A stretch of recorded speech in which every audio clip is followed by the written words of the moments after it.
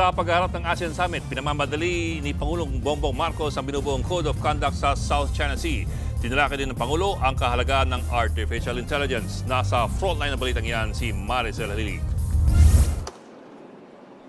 Hinikayat ni Pangulong Bongbong Marcos ang mga member state ng ASEAN o ng Association of Southeast Asian Nations na bilisan ang pagbuo ng Code of Conduct sa South China Sea. Sinabi niya ito sa kanyang intervention sa 46th ASEAN Plenary Session dito sa Kuala Lumpur, Malaysia. Kasunod ito ng panibagong insidente ng pambobomba ng tubig ng Chinese vessel sa Philippine Research Vessel sa Sandy Cay nito lang nakaraang linggo.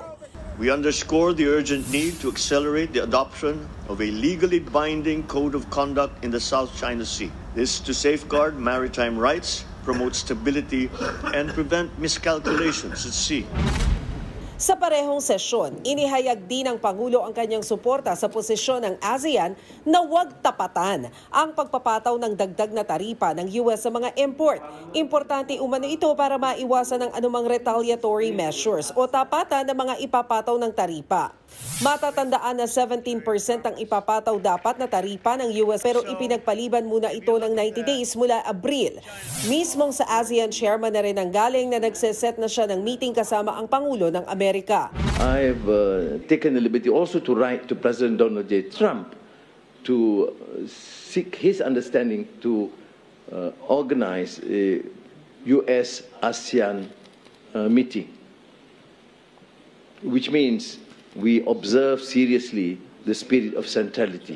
It speaks not only to our aspirations but to our obligations.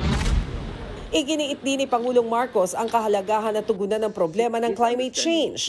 We urge ASEAN's partners to scale up predictable and accessible and adequate climate finance to enable ASEAN to realize its climate ambitions and safeguard the future of our communities. Sa ASEAN Youth Summit naman, tinalakay ng Pangulo ang kahalagahan ng responsableng paggamit ng artificial intelligence. We must therefore equip our youth with digital resilience that will enable them to navigate online spaces with a critical lens and to use technology to amplify their voices and contributions to ASEAN's regional growth. Nagkaroon din ng pagkakataon ng Pangulo na magkaroon ng bilateral meeting kasama ang heads of state ng Laos, Thailand at Vietnam. Bago matapos ang araw na ito, may inihanda na traditional na gala dinner ang pamahalaan ng Malaysia para sa mga miyembro ng ASEAN at partners nito. Mula rito sa Kuala Lumpur, Malaysia, nagbabalita mula sa Frontline, Maricel Halili, News 5. Mga kapatid, Ed Lingaw po, maging maalam at may pakialam sa mga napapanahong balita sa ating bansa. Para sa mas malalimang pagtalakay at paghimay sa mga issue at headlines, tumutok lamang at pag-subscribe sa social media pages ng News 5.